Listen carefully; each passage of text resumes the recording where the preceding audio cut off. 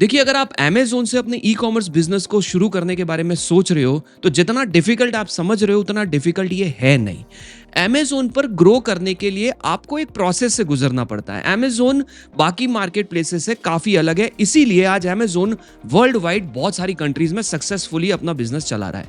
अगर आप भी ये प्लान लेके चल रहे हो कि आपको फ्यूचर में अमेज़न पर एक ब्रांड बिल्ड करना है और फ्यूचर में जाके आप अपने प्रोडक्ट्स को विदेशों में भी सेल करना चाहोगे, तो आपको कुछ चीज़ों का ध्यान रखना पड़ेगा। बट उससे पहले आपको इंडिया में चीज़ों को ठीक करना पड़ेगा और आपका पहला फोकस होना चाहिए कि कैसे हम अमेज़न इंडिया में अपने एक ब्रांड को एस्टेब्लिश करें या अपने जो प्रोडक्ट्स हैं उनको एस्टेब्लिश करें।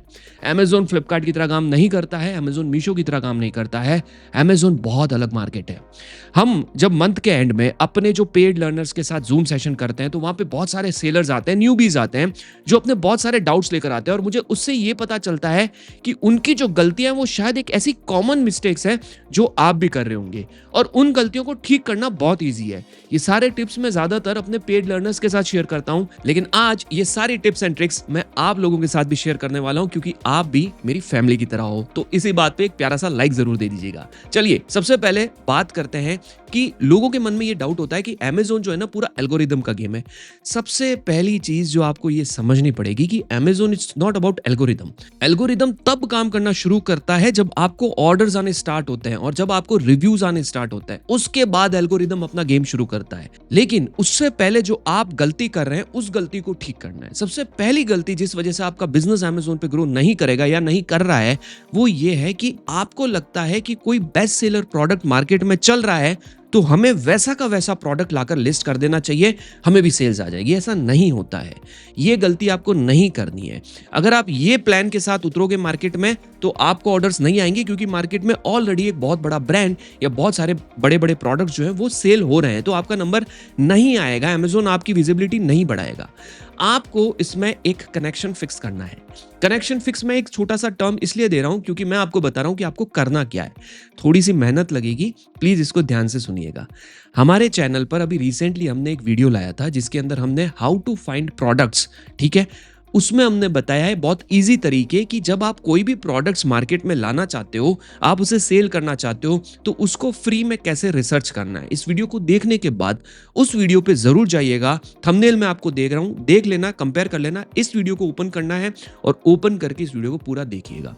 इससे आपको क्या बेनिफिट मिलेगा? आप अच्छे से प्रोडक्ट रिसर्च कर पाओगे, प्रोडक्ट को फाइनलाइज कर पाओगे कि इस तरीके के प्रोडक्ट हमें सेल नहीं करने चाहिए और इस तरीके के प्रोडक्ट हमें सेल करने चाहिए। Got it? रीजन नंबर 2, लोगों को यह लगता है कि हम किसी भी मैन्युफैक्चरर से जो प्रोडक्ट लाएंगे, उस प्रोडक्ट के अंदर सिर्फ अपना जो भी मार्जिन है उसे ऐड करेंगे और उसे लिस्ट कर देंगे। मैं एक चीज आपको क्लियर बता देता हूं कि ई कॉमर्स बिजनेस के अंदर जो सबसे बड़ी प्रॉब्लम है, जो सबसे बड़ी समस्या है, वो है कस्टमर रिटर्न्स और अनडिलीवर्ड आरटीयूज। प्रोडक्ट कस्टमर तक पहुंचा ही नहीं, या प्रोडक्ट कस्टमर तक गया लेकिन कस्टमर ने लेने से मना कर दिया, एड्रेस नहीं मिला, इस वजह से रिजेक्ट हो गया, या कस्टमर ने प्रोडक्ट ले तो लिया, कस्टमर को पसंद नहीं आया, उसे कस्टमर रिटर्न कर दिया। ये बिजनेस का हिस्सा है। ई कॉमर्स इंडस्ट्री में ये चीज आपको लेकर चलनी पड़ेगी, लेकिन इससे घबराना नहीं है। ऐसा नहीं है, डिमोटिवेट होने की जरूरत नहीं है। अगर इतनी ही बड़ी प्रॉब्लम होती तो शायद आज ये जो बड़े बड़े ब्रांड्स हैं या जो ये नए नए ब्रांड्स आज मार्केट में आ रहे हैं, ये धंधा कर ही नहीं पाते। ऐसा नहीं है, आप भी कर सकते हो। लेकिन उससे पहले कनेक्शन फिक्स की बात करते हैं। कनेक्शन फिक्स में मैं आपको एक छोटी सी बात समझाना चाहूंगा दोस्तों। हमने है ना अपने चैनल के ऊपर एक छोटा सा सर्वे किया था और मैंने सिर्फ इतना सा पूछा था, आपके एक कमेंट से पूरे ई कॉमर्स इकोसिस्टम की हेल्प हो सकती है। मैं आज आपको कोई इंफॉर्मेशन नहीं देना चाहता हूं, लेकिन मैं आज आपसे एक बहुत बड़ी हेल्प मांग रहा हूं। आपको सिर्फ एक कमेंट करके मुझे यह बताना है कि अमेज़न, फ्लिपकार्ट और मीशो, इन तीनों मार्केट प्लेसेस में से सबसे ज्यादा फेक रिटर्न्स और कस्टमर रिटर्न्स और आरटीओज कौन से मार्केट प्लेस पर आपको आ रहे हैं। आप कमेंट करके मुझे बताएं, ताकि जो लोग इस वीडियो को देखें उनको पता चल जाए कि किस मार्केट प्लेसेस के ऊपर सबसे ज्यादा नुकसान होता है। कि अगर आप एक ई कॉमर्स सेलर हो तो अमेज़न, फ्लिपकार्ट और मीशो में से आपको सबसे ज्यादा फेक रिटर्न्स और सबसे ज्यादा कस्टमर रिटर्न्स और सबसे ज्यादा अनडिलीवर्ड प्रोडक्ट जो कस्टमर तक पहुंचे नहीं, वो किस पे आते हैं। और उसके अंदर जो कमेंट्स आए, और फिर मैंने एआई से पूछा कि यार इसमें सबसे ज्यादा कमेंट्स में सबसे ज्यादा नाम किस मार्केट प्लेस का आ रहा है, तो उसमें टॉप पर था मीशो, उसके बाद था फ्लिपकार्ट और लास्ट में था Amazon. Amazon is different, Amazon बहुत अलग है, अमेज़न की जनता अलग है, अमेज़न के कस्टमर्स अलग है, अमेज़न के सेलर्स भी अलग है। अगर आपने अमेज़न को सही तरीके से फोकस किया ना, तो आप बहुत बड़े लेवल पे गेम खेल सकते हो। नाउ जो मोस्ट इंपॉर्टेंट पार्ट कि अगर आप अपने प्रोडक्ट लाकर उसमें कस्टमर रिटर्न का 20% का मार्जिन अगर आप ऐड कर लेते हो ना, यानी कि जो भी प्रोडक्ट आप सेल कर रहे हो उसमें आप जो एमआरपी दे रहे हो उसमें 20% का रेशियो आपको लेके चलना है। 20% में मार्जिन की बात नहीं कर रहा हूं, आप कंफ्यूज मत होइएगा कि मैं कह रहा हूं कि आप 20% प्रोडक्ट की प्राइस बढ़ाकर सेल करो। 20% यानी 10 में से कम 2 से 3 ऑर्डर रिटर्न आएंगे ही आएंगे, और एक कस्टमर रिटर्न पे 100 से 150 रुपए का आपको लॉस होता है। तो आपको ये देखना है कि जो 10 ऑर्डर हम डिस्पैच करेंगे उसमें हमारा ग्रॉस प्रॉफिट कितना बन रहा है, और उस ग्रॉस प्रॉफिट में ये 2-3 प्रोडक्ट रिटर्न आएंगे, उसको अगर हम लोग माइनस करते हैं तो भी हम प्रॉफिट में रहें, वो प्राइस पे आपको सेल करना है। आई होप ये आपको समझ में आ रहा हो, एंड आई होप आप इस तरीके से प्रोडक्ट को अमेज़न पे लिस्ट करेंगे। रीजन नंबर 3, पुअर फोटोज और जेनरिक लिस्टिंग। देखो, आप एक 2 फोटो बता रहा हूं आपको, एक ये फोटो है और एक ये फोटो है। अब आप खुद कंपेयर कर लो कि कौन सा फोटो ज्यादा अच्छा दिख रहा है कस्टमर को। ये वाला फोटो ऑब्वियसली, क्योंकि इस फोटो की अच्छे से लिस्टिंग हो रखी है, यहां पर आप बहुत अच्छे से A+ कंटेंट बना सकते हो, यहां पर आप इसके फीचर्स मेंशन कर सकते हो। और सबसे बड़ी गलती लोग क्या करते हैं पता है, जेनरिक में ज्यादा फोकस करते हैं। देखो, मैंने शुरू से बताया है, जेनरिक मतलब वो प्रोडक्ट्स जो नॉन ब्रांडेड है। इन प्रोडक्ट्स को अगर आप लिस्ट करते हो और उसके बाद अगर आपके बहुत अच्छे ऑर्डर्स आने स्टार्ट हो जाते हैं, तो फ्यूचर में आपकी इस जेनरिक लिस्टिंग को कोई भी हाईजैक कर सकता है, इसको कोई भी सेल कर सकता है, ये आपका ब्रांड नहीं है। तो कनेक्शन फिक्स की बात करें तो आपको ये माइंडसेट लेकर आगे बढ़ना होगा कि जब हम ई-कॉमर्स बिजनेस करेंगे, जिस भी कैटेगरी को फाइनलाइज करेंगे, हमें तुरंत उसके अंदर ट्रेडमार्क सर्टिफिकेट के लिए अप्लाई करना पड़ेगा। हमें फाइंड करना पड़ेगा एक अच्छा सा नाम, और फिर जल्दी से जल्दी हमें उसमें ट्रेडमार्क करवा के अपने नाम से उसे सेल करना है। Got it? Reason number 4, PPC से डरना, यानी स्पॉन्सर्ड एड्स। मतलब उन्हें लगता है एड्स चलाएंगे तो पैसा वेस्ट हो जाएगा, एड्स चलाएंगे तभी ऑर्डर आएंगे, एड्स चलाएंगे और एड्स बंद कर देंगे तो ऑर्डर आने बंद हो जाएंगे। ये एक बहुत बड़ा मिथ है, ऐसा नहीं होता है दोस्तों। मैं आपको एक चीज क्लियरली बताता हूं, आप आज की तारीख में कोई भी प्रोडक्ट जाके देख लो, किसी के ऊपर 100 ऑर्डर है, किसी के ऊपर 500 ऑर्डर है, किसी के ऊपर 1000 ऑर्डर है, हर किसी के नीचे स्पॉन्सर्ड लिखा हुआ नहीं है। ऐसा नहीं है कि हर प्रोडक्ट के नीचे स्पॉन्सर्ड लिखा हुआ है जिनके ऊपर 1000, 1500, 2000 ऑर्डर्स आ रहे हैं या 500 ऑर्डर्स आ रहे हैं, राइट? अगर आप एड्स चलाते हैं और आप एक ऑटोमेटिक कैंपेन रन करते हैं 1 महीने के लिए, तो उसके बाद आपको कुछ विनिंग कीवर्ड्स मिलेंगे। उन्हीं कीवर्ड से आपको मैनुअल कैंपेन्स बनाने शुरू करने हैं, और जैसे ही आप मैनुअल कैंपेन्स बनाओगे तो आपको उससे और अच्छे रिजल्ट्स मिलने लगेंगे, आपको उससे और अच्छा एकॉस और अच्छा रोएस मिलना स्टार्ट हो जाएगा, जिससे आपके प्रॉफिट्स बढ़ेंगे, आपका रेवेन्यू बढ़ेगा, और आपको लगने लगेगा कि हाँ, अब अमेज़न के ऊपर हमें कुछ ना कुछ अच्छे रिजल्ट्स मिलने शुरू हो गए हैं। रीजन नंबर 5, कीवर्ड स्टफिंग, यानी कि लोगों को ये लगता है कि अमेज़न के टाइटल के अंदर फुल लिमिट मिली हुई है, डाल दो जितने कीवर्ड्स डालने हैं। ऐसा नहीं होता यार। अगर आप इस तरीके से करोगे तो कस्टमर को पता ही नहीं चलेगा कि एक्चुअली में वो प्रोडक्ट क्या है, वो करने क्या आया है। इतने बड़े बड़े टाइटल्स डाल देते हैं, लोगों को लगता है कि जो भी कीवर्ड सर्च हो रहे हैं वो सारे डाल दो। अमेज़न आगे जाके इसको स्पैमिंग कंसिडर करता है और आपके कीवर्ड को ट्रिम कर देता है, बहुत छोटा कर देता है।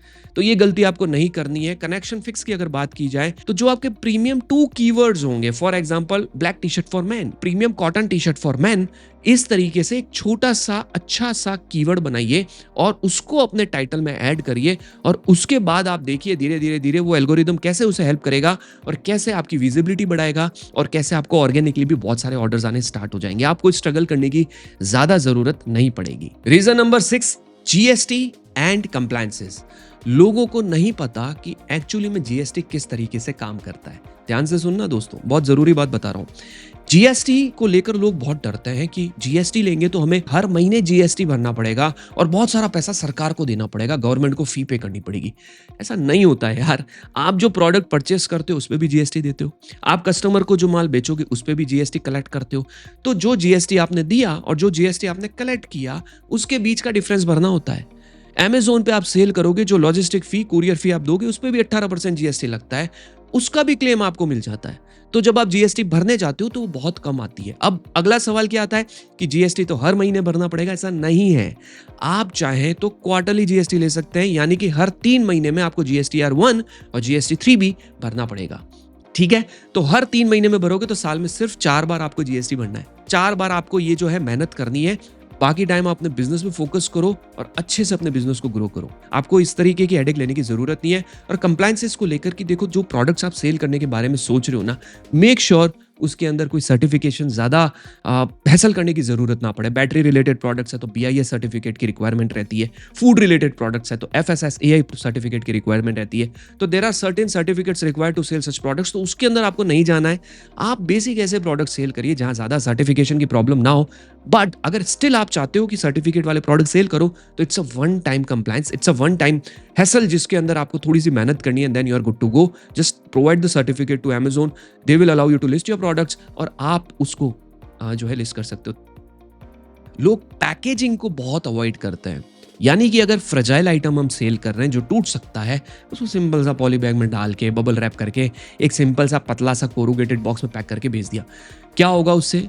प्रोडक्ट डैमेज हो सकता है, प्रोडक्ट टूट सकता है। क्योंकि इंडिया छोड़ो, आपने कई बार रील्स में ऐसे वीडियोस देखे होंगे ना, इंस्टाग्राम पे भी, कि Amazon जो US है वहां पर जो कुरियर डिलीवरी वाला आता है वो घर के बाहर ऐसे पैकेज को फेंक देता है। तो ये तो डेवलप्ड कंट्रीज में भी प्रॉब्लम है, तो हमारे यहाँ तो फिर आपको पता ही है क्या हो सकता है मामला। ऐसे प्रोडक्ट नहीं सेल करने हैं जिसके अंदर टूटने की प्रॉब्लम रहती है। और इसमें कनेक्शन फिक्स की अगर मैं आपको बात करूं, तो आपको हमेशा जो भी पैकेज आप कर रहे हो, जो प्रोडक्ट आप पैक कर रहे हो, उस प्रोडक्ट को पैक करने के लिए जो कोरुगेटेड बॉक्सेस हैं, मेक श्योर कि वो अच्छी क्वालिटी के हो।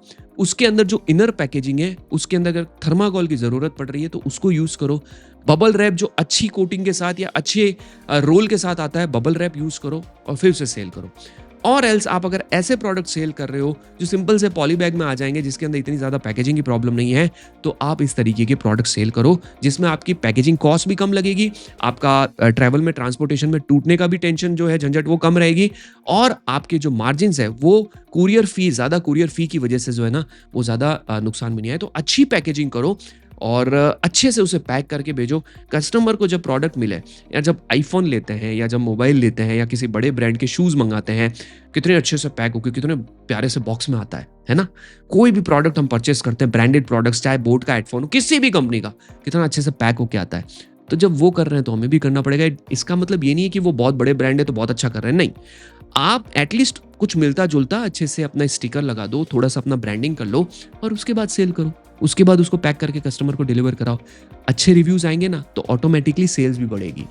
पैकेजिंग को बहुत कंसिडर किया जाता है। रीजन नंबर 8, इन्वेंट्री फिनिश हो जाना। ये गलती है ना, मैंने बहुत सारे लोगों को देखा और हमारी कम्युनिटी में भी आता है कि sir product out of stock हो गया, अब क्या करूं।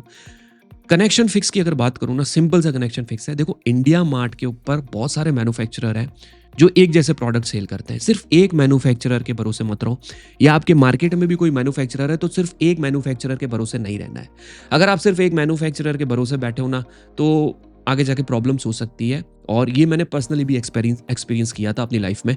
और मैं सबको कहता हूँ, एक मैन्युफैक्चरर के भरोसे मत रहो। अगर आप मैन्युफैक्चरर नहीं हो तो मेक श्योर कि आप मल्टीपल मैन्युफैक्चरर्स से कांटेक्ट में रहो, कि अगर मेरा एक मैन्युफैक्चरर से प्रोडक्ट खत्म हो जाता है तो दूसरा मैन्युफैक्चरर मुझे वो प्रोडक्ट दे दे। Amazon के ऊपर अगर प्रोडक्ट आउट ऑफ स्टॉक होता है तो आप समझ लो, जो आपको Amazon ने इतने टाइम से स्पेस दी थी किसी कीवर्ड के ऊपर, कि जब कोई कीवर्ड डालता है और उसके बाद आपका product let's say 3rd, 4th, 5th या 10th रो पे दिखता है, और अब आपका प्रोडक्ट आउट ऑफ स्टॉक हो गया है, तो पीछे जो दूसरे ब्रांड्स लाइन लगा के खड़े हैं उनको वो स्पेस मिल जाएगी। अब जब आप उस प्रोडक्ट को वापस स्टॉक में लाओगे तो उसको वापस टाइम लगेगा उस लेवल पे आने के लिए। तो आपको ये गलती नहीं करनी है। आपका प्रोडक्ट आउट ऑफ स्टॉक नहीं होना चाहिए किसी भी रूप में। इन्वेंट्री फिनिश नहीं होनी चाहिए, आपको इन्वेंट्री मैनेज करनी पड़ेगी। अगला जो रीजन है, गेट रिच क्विक माइंडसेट। रातों रात बिजनेस नहीं बनेगा। कुछ लोग 1 महीने में ही थक जाते हैं, 2 महीने में थक जाते हैं, 3 महीने में थक जाते हैं। मैंने एक वीडियो बनाया था, फर्स्ट 90 डेज आपको क्या करना है। बहुत अच्छा व्यू आया, बहुत अच्छे लोगों ने उसको सराहना की, उस लोग कमेंट्स किए। मैं चाहूँगा कि जो फर्स्ट वीडियो मैंने आपको बताया था, हाउ टू फाइंड प्रोडक्ट्स वाला, ये वाला वीडियो भी मैं चाहूँगा कि आप ज़रूर देखिएगा। मैं कोशिश करूँगा कि डिस्क्रिप्शन में इस वीडियो का लिंक दे दूँ और उस वीडियो का भी लिंक दे दूँ, ताकि आपको इधर उधर ढूंढना ना पड़े। ज़रूर देखिएगा कि आपको पहले 90 दिन क्या करना है। देखो, नहीं आएंगे, मैं आपको क्लियरली बताता हूँ। इनिशियल स्टेज पे लगते ही ऑर्डर्स नहीं आते हैं। इट टेक्स टाइम, थोड़ा टाइम लगेगा, बट धीरे धीरे आपको ऑर्डर्स आने शुरू हो जाएंगे। Last but not the least, reviews कैसे लाएँ? लोग फेक रिव्यूज़ डलवा देते हैं, लोग कैशबैक के जो है ना ऑप्शंस दे देते हैं, लोग कहते हैं आप हमें 5 स्टार दो, हम आपको जो है ना उसके बदले में ₹50 देंगे। ये गलती मत करना, अगर इनिशियल स्टेज पे ये गलती कर दी ना, तो आपका अकाउंट सस्पेंड हो सकता है और मैं बिल्कुल भी नहीं चाहता। मैं चाहता हूँ कि आपका अकाउंट ऑर्गेनिकली ग्रो करे, बड़े लेवल पे जाए, बड़ा ब्रांड बने और आपको ई-कॉमर्स मार्केटप्लेसेस में अमेज़न पर बहुत बड़ी सक्सेस मिले, आपका ब्रांड जो है ना वो बहुत बड़ा ग्रो करे। हमारे स्टूडेंट्स के मैसेजेस आते हैं, अभी रिसेंटली हमारे ही एक स्टूडेंट ने हमें मैसेज करके बताया कि उनकी बहुत अच्छी सेल्स हो रही है, बहुत अच्छा बिजनेस हो रहा है। हालांकि मैं ये सब चीज़ें शेयर नहीं करता हूँ, बट मैं चाहता हूँ कि आपका बिजनेस ग्रो हो, आप बड़े लेवल पे जाओ, आपको भी बहुत अच्छा बिजनेस मिले। सबसे इंपॉर्टेंट चीज़ कि आपको ऑर्गेनिकली रिव्यूज़ लेना आना चाहिए, उसके लिए भी एक वीडियो है। तो इस पूरे वीडियो में मैंने ऐसे 3 वीडियो रिकमेंड किए हमारे चैनल पे, उन तीनों वीडियो का लिंक मैं डिस्क्रिप्शन में दे दूंगा। ई कॉमर्स बिजनेस सीखना चाहते हो फ्री में, तो उसका लिंक ये रहा। और हमारा पेड कोर्स जो है, जो वन टाइम फी के साथ आता है, लाइफ टाइम वैलिडिटी के साथ, नो लेवल 1 लेवल 2 या आगे जाके अपसेलिंग, ऐसा कुछ नहीं करते हैं। चेकआउट करना चाहते हो, कमेंट में लिंक पिन कर दिया, एक बार देखिएगा जरूर। और जैसा कि मैंने बताया, फ्री में सीखना है तो यूट्यूब पे हमारे बहुत सारे वीडियोस अवेलेबल है। वीडियो कैसा लगा कमेंट करके जरूर बताइएगा, मुझे बहुत खुशी होती है जब आपके अच्छे अच्छे कमेंट्स आते हैं। और इस वीडियो को लाइक जरूर कीजिएगा। Thank you so much guys इस वीडियो को पूरा देखने के लिए। मिलते हैं अगले वीडियो में, तब तक के लिए टेक केयर।